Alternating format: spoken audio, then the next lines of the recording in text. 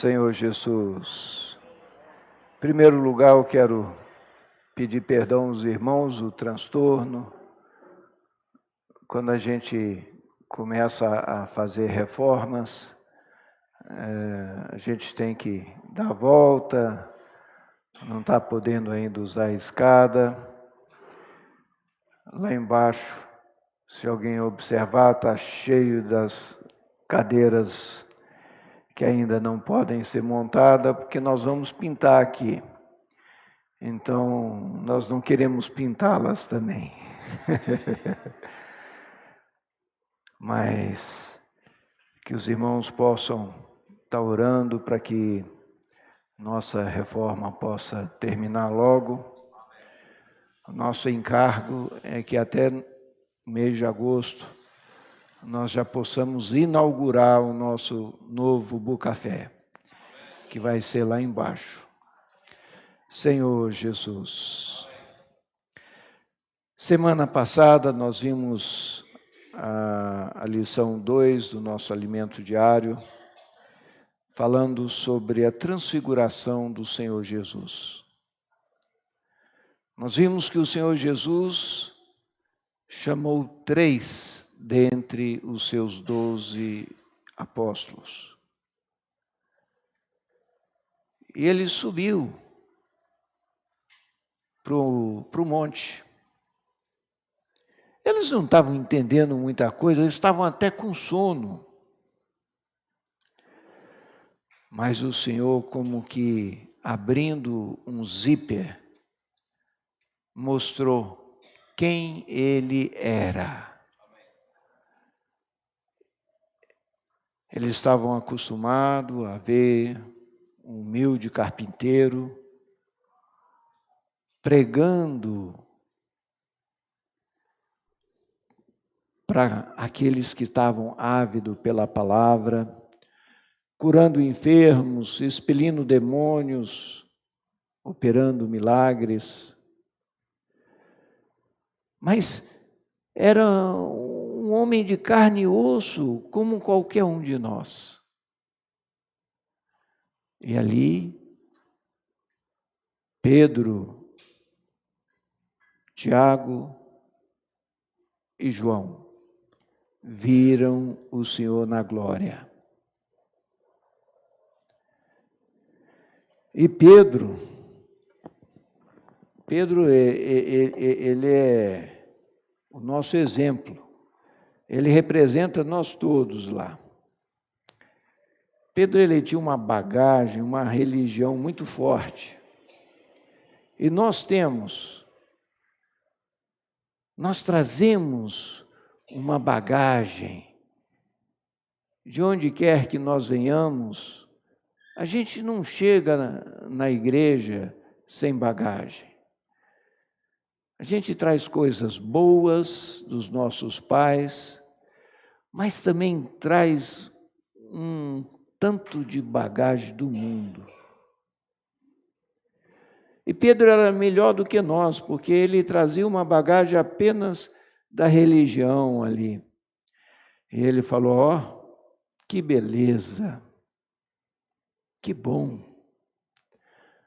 Bom nós estarmos aqui, nós vamos fazer 3 tendas, uma para Moisés, outro para Elias e outro para o Senhor Jesus. Aí é o que nós acabamos de ler. O Senhor fala, este é o meu filho amado, a ele ouvi. Irmãos, nós precisamos saber que, por mais importante do que Moisés foi quem escreveu os 5 primeiros livros da Bíblia: Gênesis, Êxodo, Levítico, Números e Deuteronômio. É o que é chamado de a lei. Ele foi usado por Deus para libertar o seu povo da terra do Egito. E através dele, os judeus receberam a lei. E ali, misteriosamente, o Senhor aparece transfigurado no seu corpo de glória, e ali aparece Moisés. Mas Deuteronômio 34 fala que Moisés morreu. Como que ele aparece ali? Mas se a gente observar o mesmo Deuteronômio 5 e 6, fala que o Senhor o sepultou na terra de Moabe. Não foi alguém que foi lá e velou o corpo de Moisés. Foi o próprio Deus. Por quê? Porque Deus tinha um plano, tinha um objetivo. E vale a pena a gente ler um versículo que está na carta de Judas. Judas está um pouquinho antes de Apocalipse, lá no finzinho da Bíblia.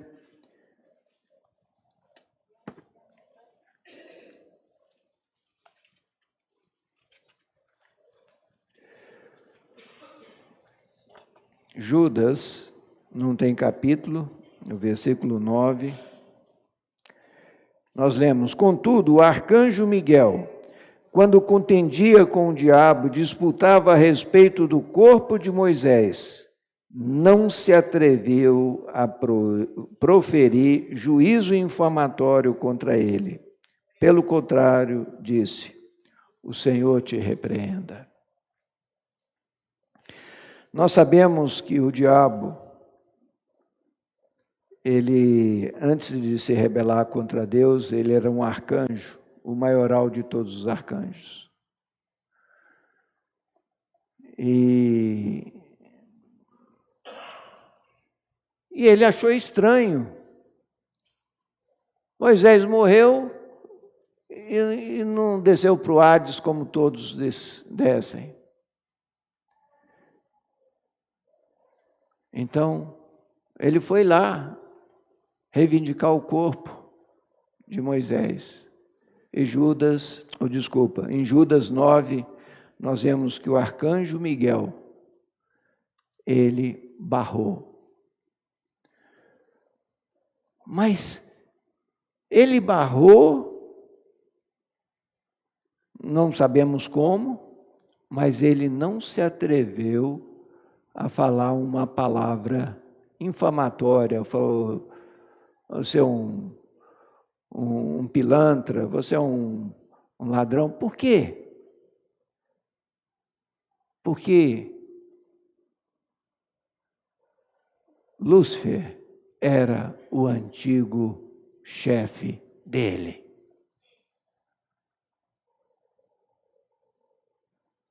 Irmãos, nós precisamos aprender a reconhecer as autoridades, por mais errada que elas estejam.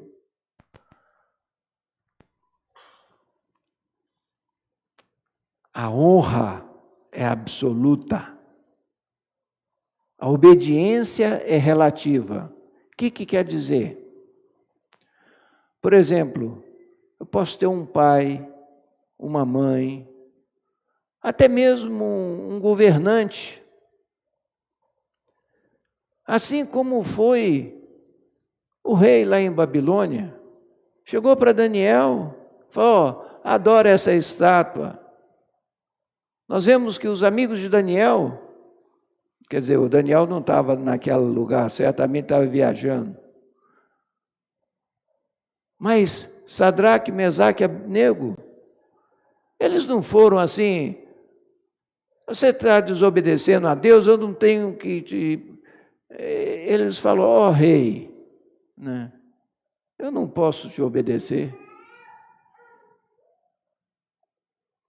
E aí o rei até desafia eles, e eles falam: se Deus quiser nos livrar, que livre, mas nós não vamos adorar. Ou seja, desobedeceram, sim, porque antes importa obedecer a Deus.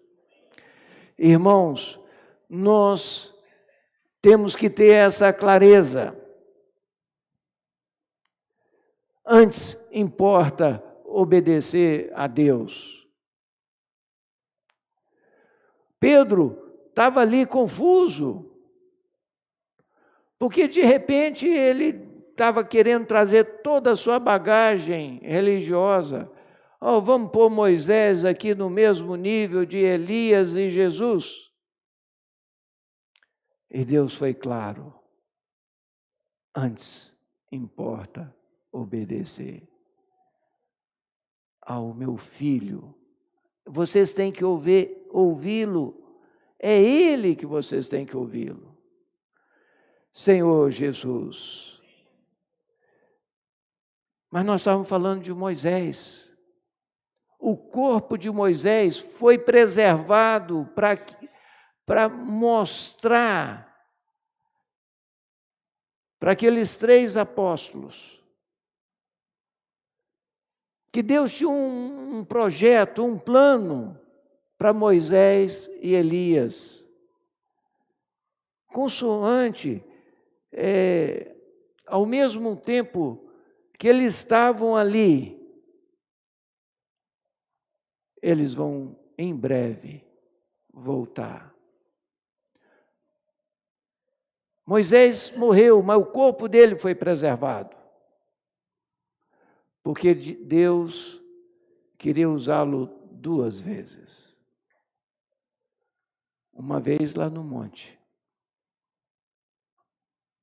para servir de motivação para aqueles 3 apóstolos. Nós vemos que tanto Pedro como João, Tiago não escreveu nada. Por quê? Porque o Senhor aprove a ele fazer dele um mártir da igreja, logo no começo. Esse Tiago é o irmão de João. Eles sempre estavam ali juntos, esses 3. E o outro é Elias. Elias foi o maior de todos os profetas e ele não morreu. Como nós vimos em 2 Reis 2, ele foi arrebatado num redemoinho, em um carro de fogo. E Eliseu viu. E muitos viram. E agora, o Senhor, em breve, Ele vai trazer esse mesmo Moisés e esse mesmo Elias para durante 1.360 dias pregarem na terra de Israel. Então, se alguém chegar e falar: não, Moisés chegou, Elias chegou, é mentira. Quando eu fui visitar minha mãe, no ano passado, eu cheguei a tirar uma foto de um outdoor lá em Brasília, falando: Elias chegou. Era um homem fortão, mais escuro do que o Pelé. E o que me impressiona é que tem gente que fala: deve ser mesmo. Mas por quê? Porque não conhece a palavra. Irmãos, se nós não conhecermos a palavra, se nós não tivermos a nossa experiência pessoal com a palavra, a hora que aparecer ventos de doutrinas, nós vamos cair. Por quê? Realmente, Elias estava lá do lado do Senhor, Moisés estava do lado do Senhor.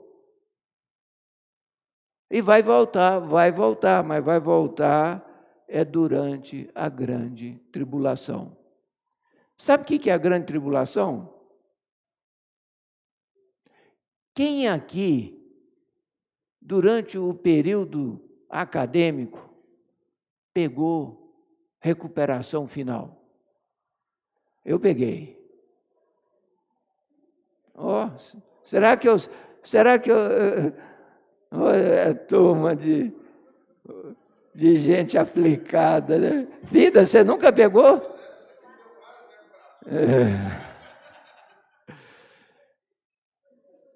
Irmãos,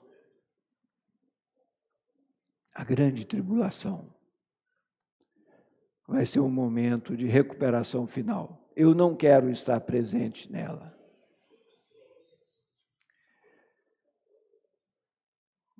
Tem várias passagens na Bíblia. Em Apocalipse, na carta de Paulo aos Tessalonicenses, onde o livro do profeta Daniel, que fala de diferentes maneiras, 2 tempos, 1 tempo e metade de 1 tempo, ou seja, 3 anos e meio. Mas tem lugar que, em vez de falar 3 anos e meio, fala 42 meses. Aí você divide 42 por 12, você vai ver que vai dar 3 anos e meio. 1.260 dias, você divide por 30. Obrigado, filha. Você divide por 360, não é 365, não é 360, porque o ano judaico é 360 dias. Então, irmãos, nós precisamos perceber que a grande tribulação ainda não chegou, mas nós estamos vivendo hoje a era da igreja. Agora, como é que nós vamos viver? Nós precisamos conhecer o poder e a vinda de nosso Senhor Jesus Cristo. Senão vai chegar um momento, igual aquelas virgens, lá tinha 5 virgens prudentes, 5 virgens nécias. Ou seja, o que é um nécio? Não está aí, nem aí com nada. Eram virgens? Eram. Era filha de Deus? Era. Cria no Senhor? Cria. Mas não conhecia a vontade do seu Senhor. Não estava disposto a ter intimidade com o Senhor. Não estava disposto a subir ao monte. Subir ao monte quer dizer, vai pagar um preço. Subir o morro é fácil? Não. Hoje os meninos da escola foram lá na Pedra da Baleia. Aí o Samuel estava, estou cansado, né? Você subiu o morro, cansa. Mas foi lá no alto do morro que o Senhor se manifesta em glória. E se nós não termos a percepção que o nosso Deus é o Deus da glória, e nós ficarmos apenas no humilde carpinteiro, nós vamos ter dificuldade para tomar a cruz e seguir o Senhor. Irmãos, vamos lembrar O Senhor, Ele não quer apenas ter muitos filhos. Ele quer poder dar responsabilidade para esses filhos. Então, uma coisa que nós precisamos saber, o que é galardão e o que é salvação do meu espírito. Quando a gente lê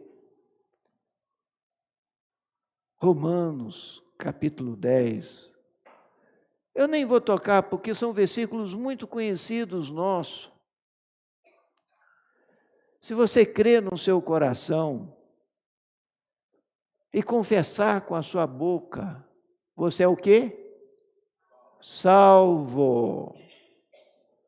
Mas o que vai ser salvo? O corpo? O espírito? O corpo nosso está envelhecendo. Eu já não faço mais as mesmas coisas que eu fazia quando eu tinha meus 30 anos.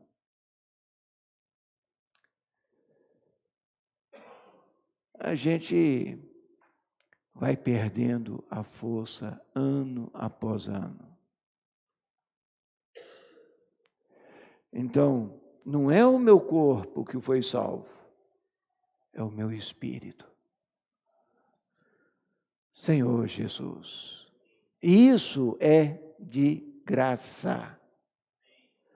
Porque eu não merecia. O Senhor Jesus, Ele dá isso de graça para nós. Agora, vamos mudar. Gera, você tem um negócio, tem uma oficina. Você faz algum favor que você faz para o seu empregado, se ele trabalha o mês certinho, dá o salário dele? É favor ou é obrigação? Obrigação.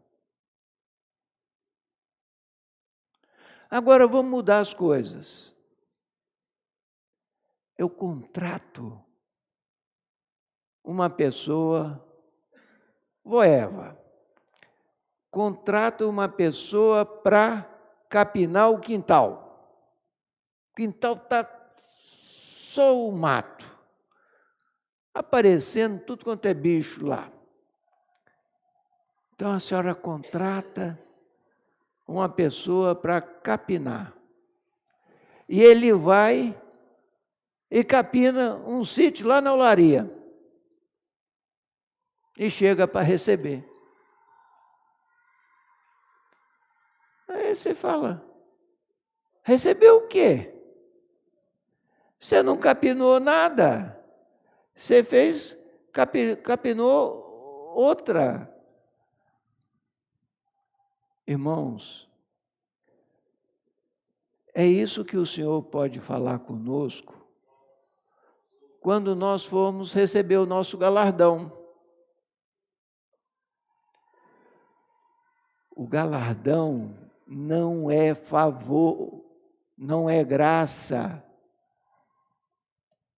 O galardão é salário, mas tem que ser de acordo com as ordens do mestre.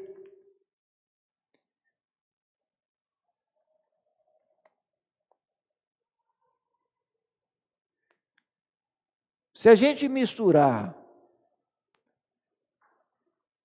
o nosso serviço ao Senhor com mentira, lascou. Perdeu.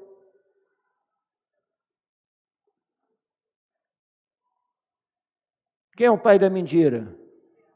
Eu vou ter que receber o galardão dele.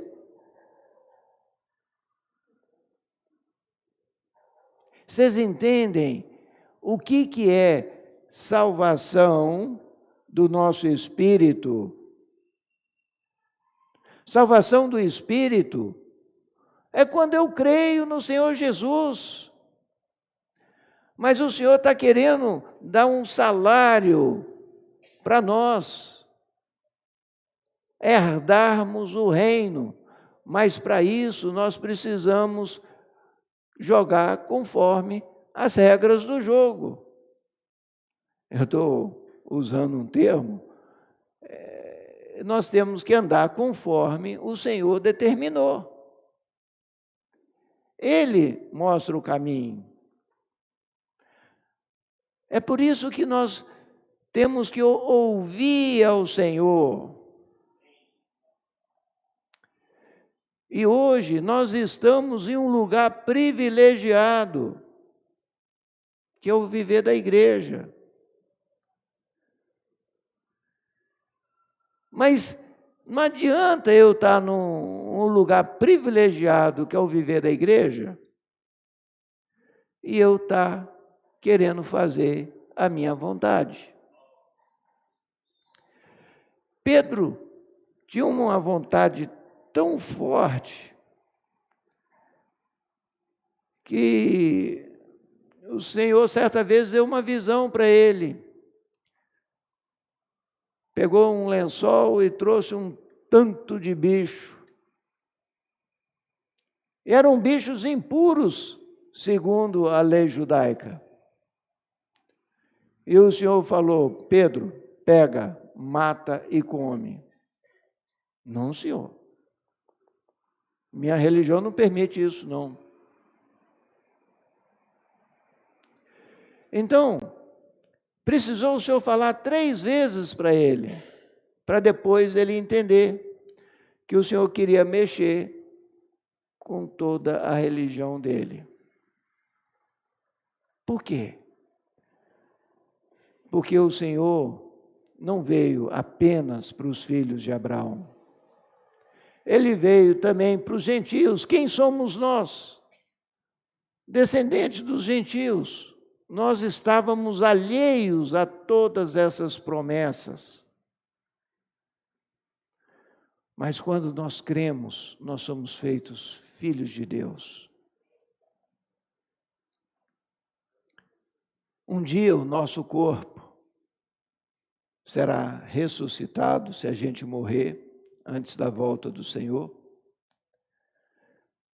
Mas, a meu ver, a maioria de nós talvez ainda estejamos vivos quando o Senhor voltar, porque não vai demorar, não.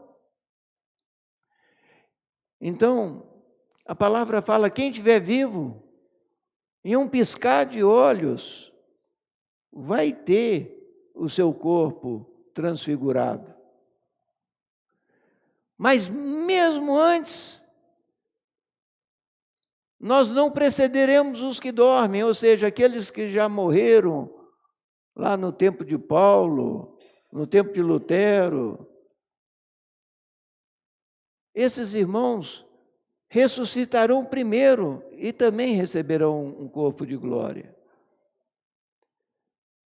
Agora, quem não tiver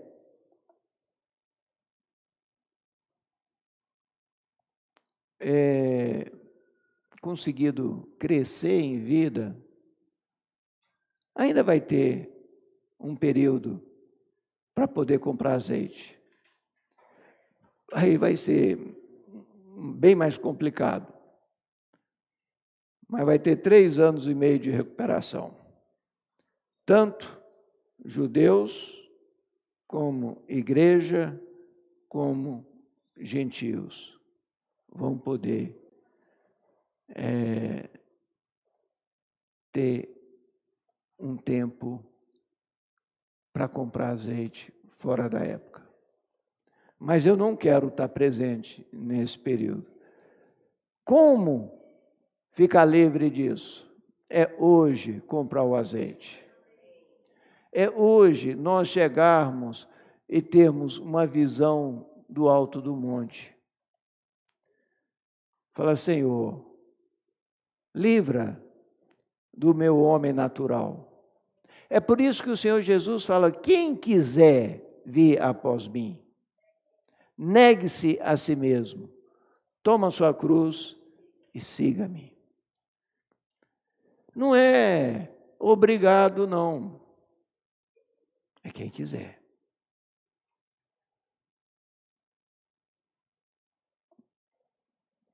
Por exemplo, eu sei, não estou julgando ninguém. Eu sei que muitos até trabalham, mas todo sábado sim, sábado não, nós estamos consagrando 1 hora, das 8 às 9, desculpa, 8h30 às 9h30, para orarmos, para ganharmos a visão na palavra, para então sairmos das 9h30 às 10h30. Repito, não estou julgando ninguém, mas nós somos quase 100 irmãos, se contar todos. Mas quantos saíram hoje? 10 irmãos. Mas aqui fala, ide, pregai o evangelho a toda criatura. Irmãos, eu tenho uma dificuldade tremenda de pregar o evangelho. Eu sou tímido. Mas a gente chega e pergunta, posso orar por você? Tem gente que fala, não quero não, estou ocupado. Amém. A gente pergunta para outro. Quantas portas têm se aberto, irmãos? Vamos ser simples. A liderança está falando, vamos pregar o evangelho através do posso orar por você? Seja simples, saia junto com os irmãos.